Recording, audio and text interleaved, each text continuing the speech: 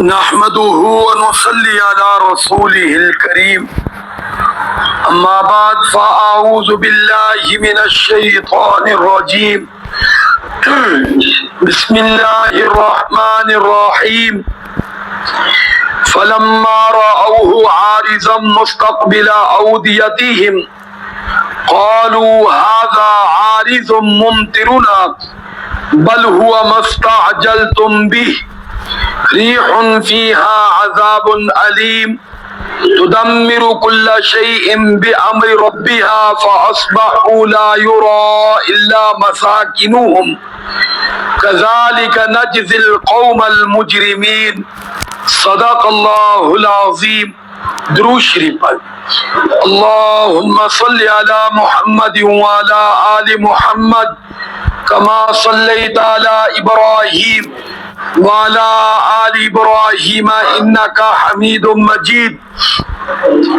اللهم بارك على محمد وعلى آل محمد كما باركت على إبراهيم وعلى آل إبراهيم إنك حميد مجيد.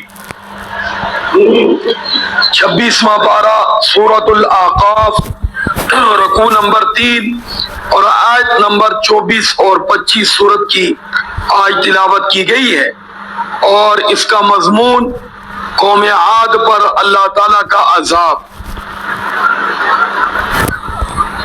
کتنا عرصہ تبلیغ کی حضرت ہود علیہ السلام نے؟ 450 سال. کتنے بولو؟ 450 سال حضرت نوح علیہ السلام نے قوم کے طعن و تشنیع برداشت کی اور اللہ رب العزت کو پکارتے رہے. اللہ رب العزت کی بارگاہ میں التجا کرتے رہے کہ یا اللہ قوم نہیں مانتی، قوم الٹ بولتی ہے کہ جس عذاب کو تم نے کل لانا ہے وہ آج لے آؤ، جس کے بارے میں تم مرنے کے بعد ڈراتے ہو وہ آج ہی لے آؤ. تو کتنا عرصہ گزر گیا بولو بھائی؟ 450 سال. 450 سال. ہم بعض دفعہ قرآن میں پڑھتے ہیں نا تو یہ سمجھتے ہیں کہ ادھر ہاتھ اٹھائے ادھر عذاب آ گیا. نہیں، ایسا نہیں ہوا. جس طرح خود دیکھے پاک پیغمبر صلی اللہ علیہ وسلم 13 سال مکہ میں دعوت دیتے رہے اور کافر ہر طرح کا ظلم کرتے رہے. آخر پیارے آقا صلی اللہ علیہ وسلم ہجرت پر مجبور ہو گئے، مدینہ منورہ چلے گئے، وہاں دعوت کا کام کرتے رہے. پھر 10,000 کا لشکر تیار ہوا اور ہجرت کے 8ویں سال مکہ میں لوٹے. کتنے سال بولو؟ ہاں جی 8ویں سال. ادھر آج یہ مولوی صاحب دعا کرے، دڑکی لگاتے ہیں کہ مولوی صاحب دعا بعد میں پوری کریں گے میرا کام ہو جائے گا. ہاں جی، کوئی تعویذ دے دے، بس گلے میں ڈالیں گے ساتھ ہی ٹھیک ہو جائیں گے. ادھر ساتھ ہی شکوہ آ جاتا ہے جی تہاڈی دعا ہی نہیں قبول ہوتی. یہ معاملہ اتنا جلدی نہیں ہوتا. ہر معاملے میں ہر ایک چیز کا وقت کیا بولو بھائی مقرر.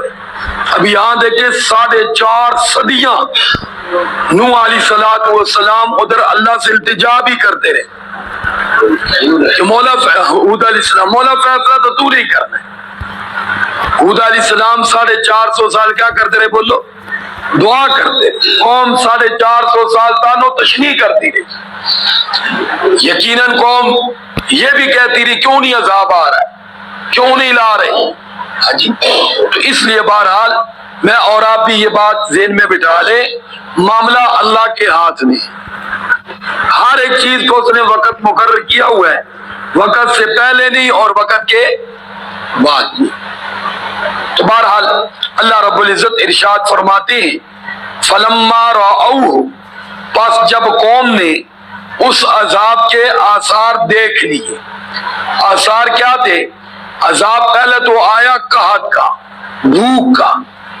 ہاں جی، تو یہ بڑا سخت ہوتا ہے، لیکن اس کے اندر انسان کے لیے چانس ہوتا ہے پلٹ آئے، اللہ کی طرف آ جائے. بھوک میں، مصیبت میں اللہ سے آ کے فریاد کرے.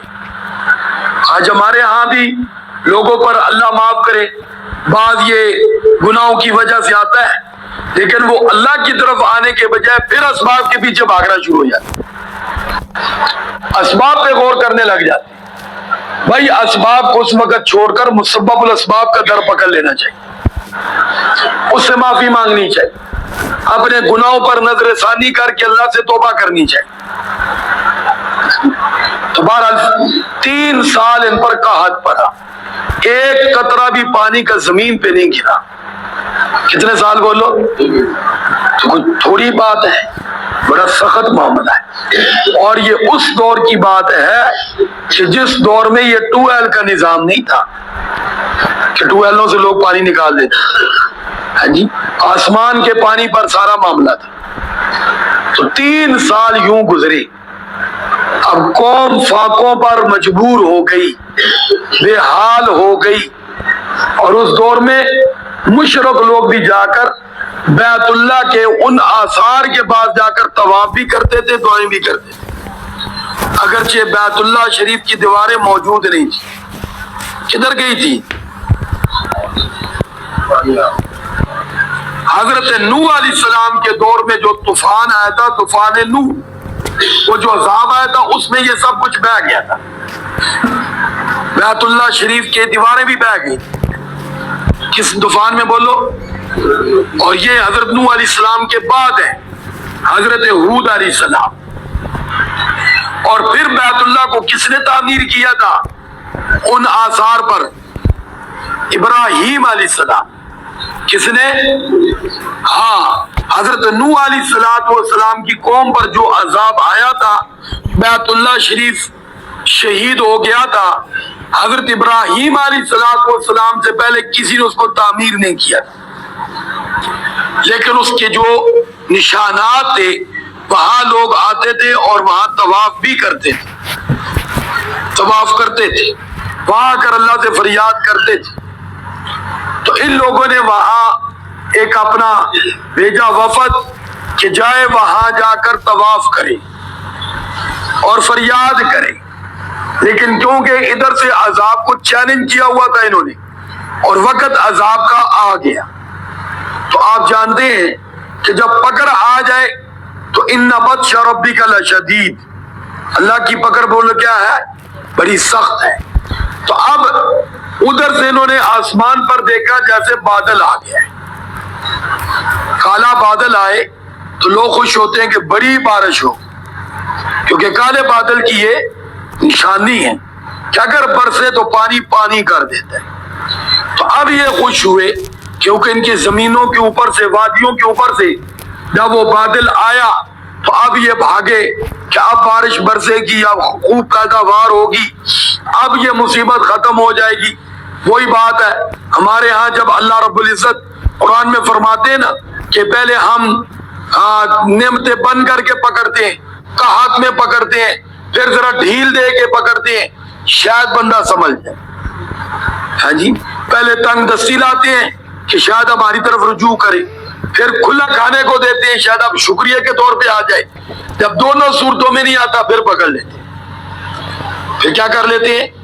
تو لیکن انہوں نے نہ مصیبت میں اللہ کو یاد کیا اور نہ نعمتوں میں یاد کیا، تو اس لیے فرمایا پھر عذاب آیا اور عذاب کے آثار کو رأوہ، انہوں نے آنکھوں سے کیا کیا؟ دیکھا، لیکن وہ کس صورت میں تھا؟ بادل کی صورت میں۔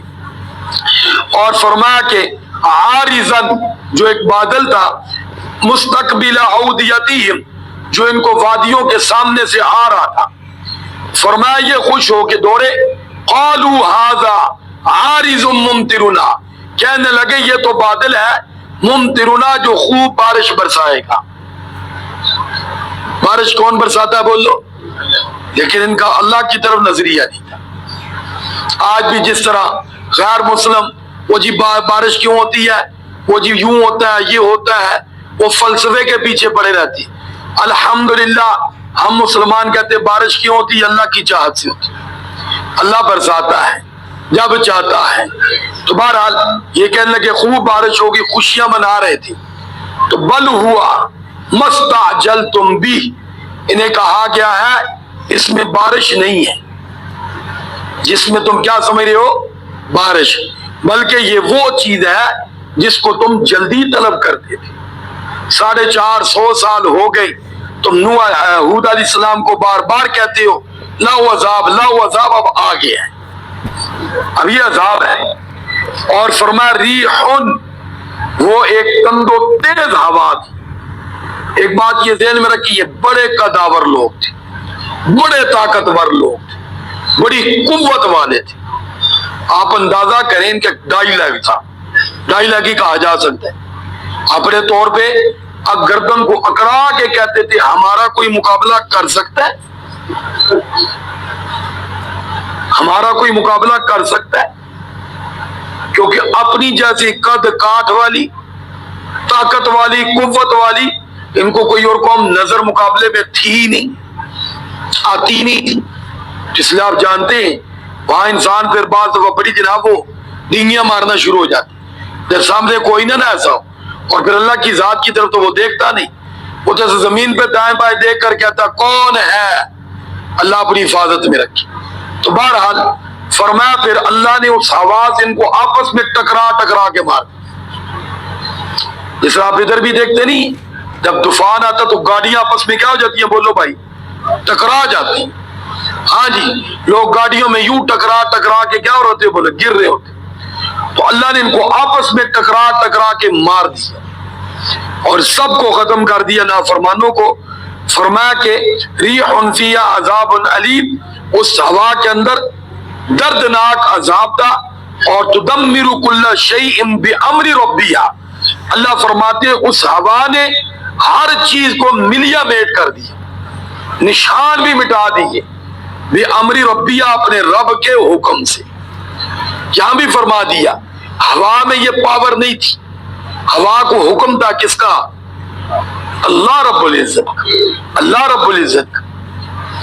اور فرمایا فَأَصْبَحُوا لَا يُرَى إِلَّا مَسَاكِنُهُمْ، سوائے ان کے گھروں کے نشان کے کچھ نہیں بچا تھا۔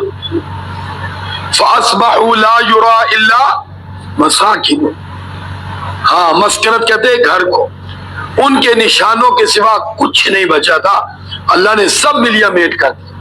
وہ کیوں بچا دیے؟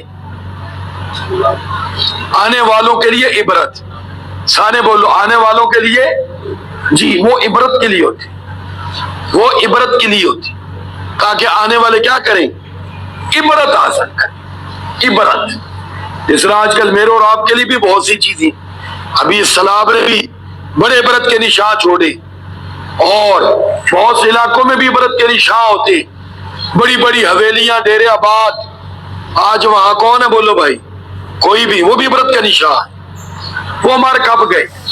ہاں جی، پیچھے والے لندن اور انگلینڈ چلے گئے، ہاں جی، وہ جہاں بڑے فخر سے لوگ چلتے تھے آج وہاں کتوں کے ڈیرے، کتیوں نے بچے دیے ہوئے، وہ بڑی بڑی حویلیوں اور ڈیرے بولو کیا ہے؟ بے آباد، وہ بھی کیا ہے؟ عبرت، یہ بھی عبرت۔ قبرستان کی جگہ عبرت، صحت والوں کے لیے اسپتال کی جگہ عبرت، یہ ذہن میں رکھیں، عبرت۔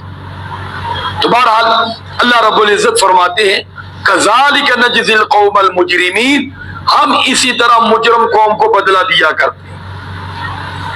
مجھے اور آپ کو خبردار کر دیا کہ جرم سے بچنا، بچے ہوئے ہو تو شکر ادا کرنا اور اس پر استقامت مانگنا، اور مجرم ہو تو توبہ کر لو۔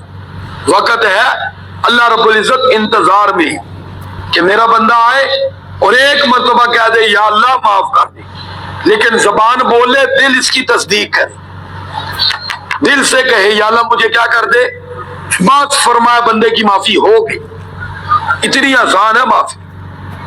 لیکن فرمایا جب پکڑ آ جائے گی تو پھر چیختا چلاتا رہے گا، پھر کوئی اس کو بچانے والا نہیں ہے۔ تو اللہ رب العزت مجھے اور آپ کو کثرت سے توبہ کی توفیق عطا فرمائے۔ آپ دیکھیں جو بارش کا ایک سلسلہ شروع ہو گیا ہے، اللہ تعالیٰ کرم فرمائے، کرم فرمائے، کرم فرمائے، کیونکہ منجی کا سلسلہ قریب آ گیا ہے، اور یہ بھی ایک پکڑ کی صورت ہوتی ہے۔ اب تک بہت سے علاقوں میں کسان بارش مانگتے رہے، خاص طور پہ ہمارے منڈی بہاؤالدین میں زیادہ بارشیں نہیں ہوئی، وہاں یہ سیلاب یہ چیزیں نہیں ہیں، ہاں جی، وہ کہتے تھے وہاں بس ایک دن بارش ہوتی کئی دنوں بعد جا کے جو پہلے بڑی خشک ہو چکی ہوتی، لیکن اب بالکل معاملہ ادھر قریب ہو گیا اور ادھر سے یوں بارش کا سلسلہ کیا ہو گیا.